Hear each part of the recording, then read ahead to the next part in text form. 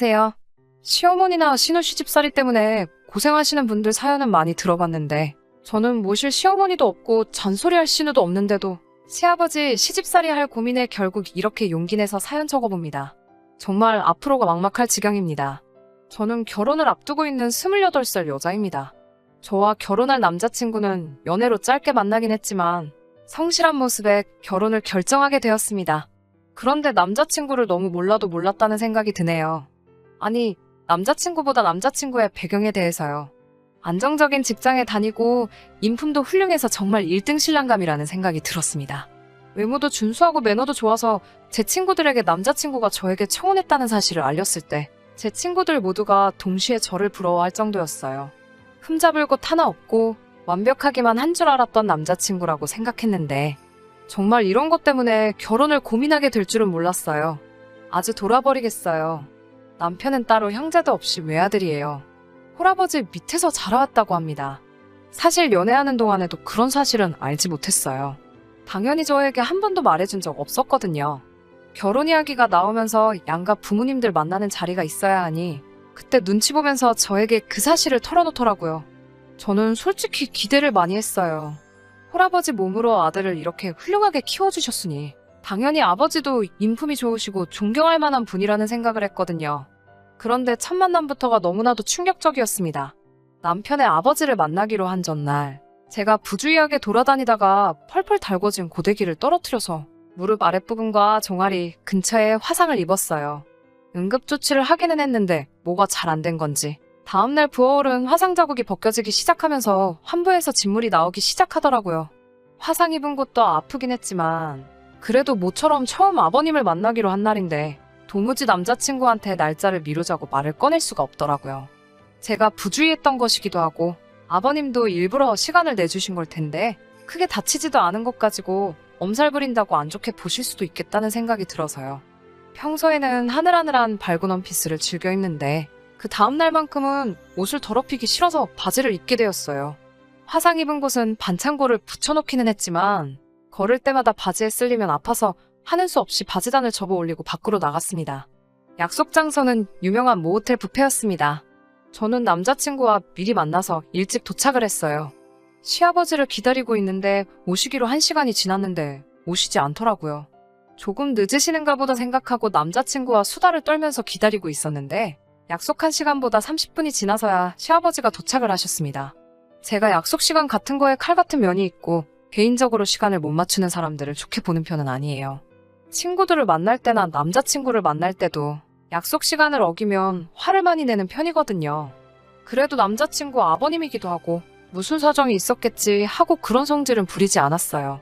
남자친구도 그런 제 성질을 알기에 안절부절했었는데 제가 아무 말도 안 하는 걸 보고 슬쩍 고맙다고 하더라고요. 남자친구 아버님은 선이 굵고 강한 인상을 가졌지만 호감이 가는 미남형 얼굴이셨어요. 머리 색깔도 보통은 염색을 하실 텐데 흰머리를 아주 멋지게 넘기셔서 옷도 과하지 않게 세련되게 입으신 게 멋부리는 것도 좋아하시는 것처럼 보였습니다. 흰머리 관리도 잘 하시는 건지 보라색 느낌이 나는 게 아니라 정말 깔끔한 흰머리였어요. 남자친구의 외모가 딱 아버님에게서 왔구나 하는 생각이 들었습니다. 호쾌하게 웃으시며 늦어서 미안하다고 사과를 하시는데 사과하면서 하시는 말씀이 조금 마음에 걸렸어요. 아니, 도로에 김 여사들이 하라는 밥솥 운전은 안 하고 죄다 밖으로 기어나와서 길을 꽉 막아버렸지 뭐냐? 라고 하시면서 아주 꽉 막힌 아줌마들 구멍을 뚫어주며 오늘아 늦어버리고 말았구나 라고 하시며 재미 하나도 없는 농담으로 자리에 늦으신 걸 무마하려고 했어요. 여자를 내리깔고 하는 그 말도 듣기가 싫었지만 제가 김여사라는 단어도 별로 안 좋아하거든요.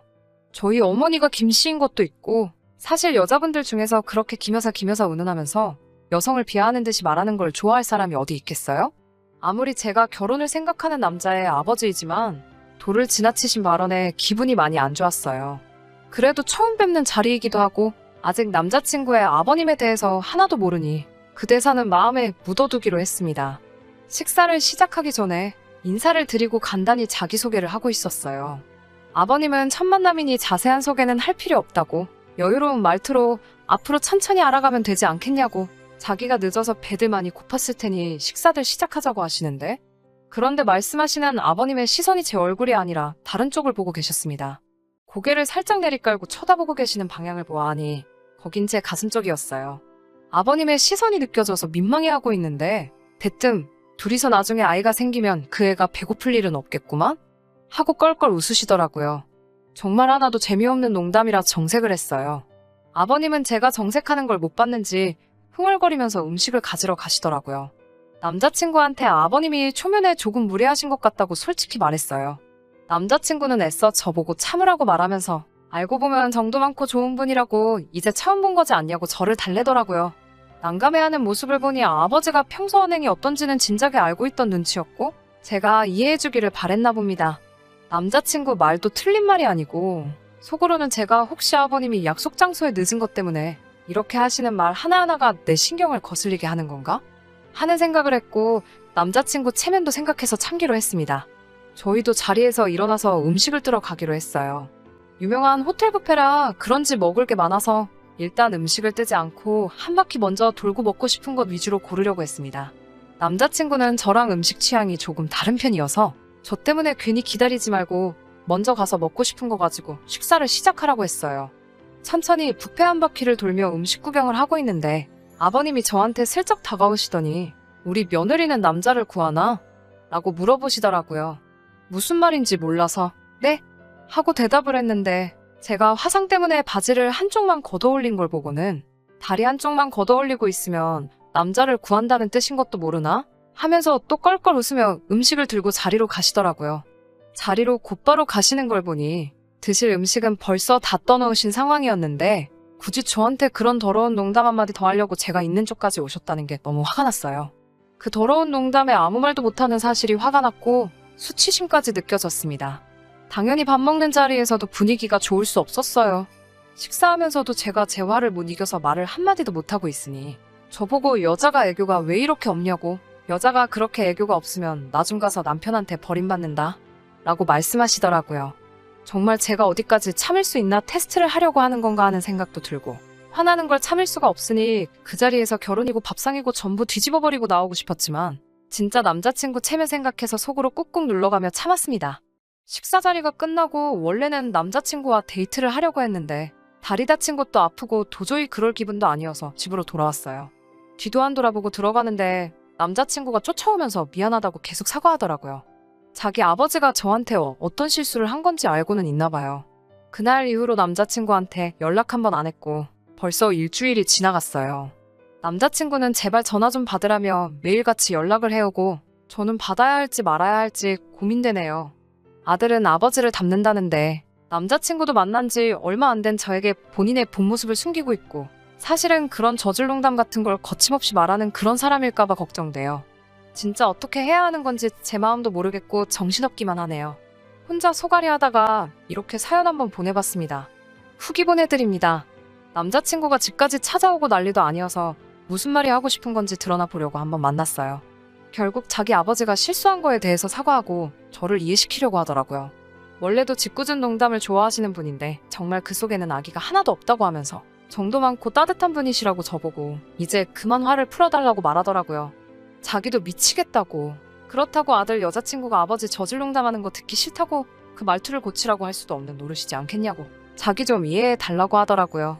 계속 강조하는 건 정말 아무런 속뜻 없이 하시는 장난 같은 거고 저도 겪다 보면 아버지를 진심으로 좋아하고 존경하게 될 날이 올 거라고 빌어대는 통에 저도 한번 접고 어떻게 되는지 지켜보기로 했습니다.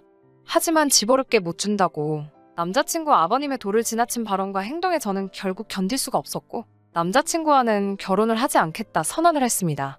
아버님과 다시 만나게 된 건 얼마 전이었어요.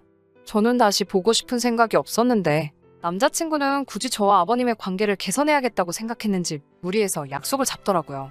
원래는 한정식집에서 만나뵈려고 했는데 몸보신을 좀 하고 싶다고 하셔서 근처 백숙집으로 자리를 옮기게 되었어요. 메뉴가 여러 가지가 있었는데 세 사람 모두 해신탕으로 통일을 했습니다.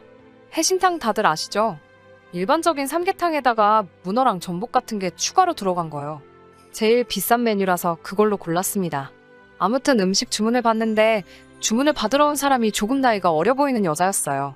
대학생이 아르바이트로 일을 하고 있는 건지 부모님 가게를 돕고 있는 건지는 몰랐지만 저보다도 훨씬 어려 보였습니다. 어린 나이에 벌써부터 이런 일 하고 있는 걸 보니 저한테는 그 모습이 그렇게 예뻐 보일 수가 없더라고요. 아버님은 제가 아버님 때문에 남자친구와 싸웠다는 사실은 인지조차 못하고 계셨는지 주문받으러 온 그녀가 오자마자 또 당당하게 농담을 시작하시더라고요.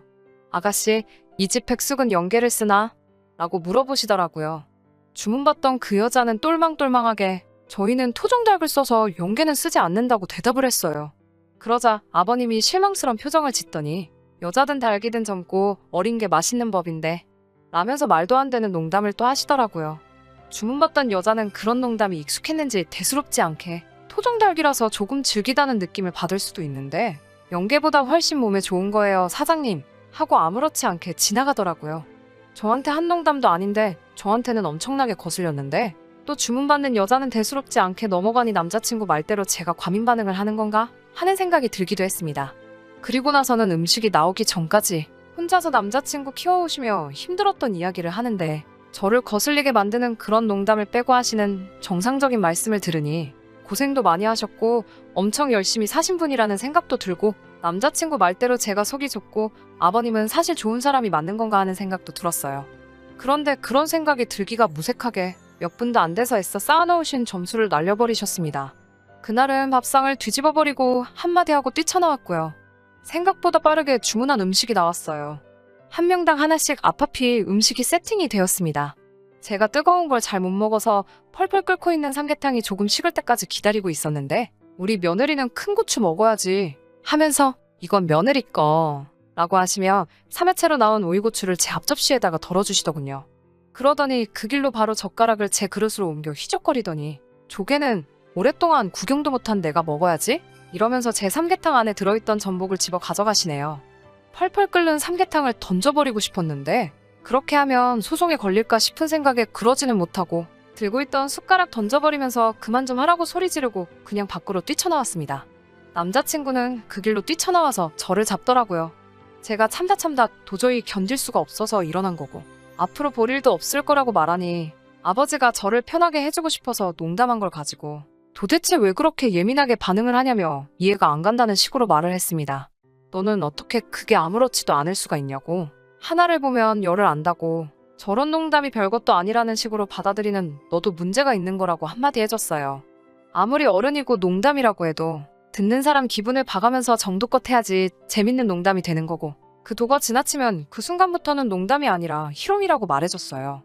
오빠도 똑같다고. 저런 농담을 듣고 아무렇지도 않다는 건 오빠도 나중에는 나한테 저런 농담 서스럼 없이 해도 된다고 생각하는 거 아니냐고. 결혼이 문제가 아니라 연애하는 것도 다시 생각해보고 싶다고 말하고 저 혼자 집으로 돌아왔습니다. 잘못한 걸 이해를 했는지 뭔지는 모르겠지만 더 이상 저를 잡으러 쫓아오지도 않고 제자리에 가만 서서 제가 멀어져가는 것만 바라보고 있더라고요. 바로 얼마 전 이야기예요.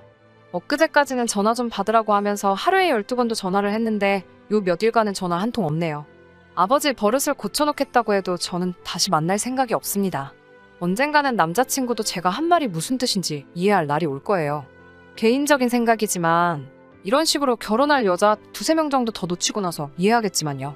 사실 싱숭생숭하고 안타깝기도 합니다. 정말 짧은 연애 기간 동안 결혼까지 결심하게 할 정도로 하나도 모자란 점이 없는 사람이었는데 말이에요. 10월드 하지만 이런 일로도 파혼을 하는 사람이 있네요. 그리고 그런 사람이 바로 저라는 것도 참 웃기는 일이에요. 아직도 생각하면 화가 나기도 하면서 한편으로는 안타까울 때도 있습니다. 앞으로 저한테 좋은 일 생기고 더 좋은 사람들과 가족들을 만날 수 있게 다들 응원해주시고 이야기는 여기서 끝내도록 하겠습니다.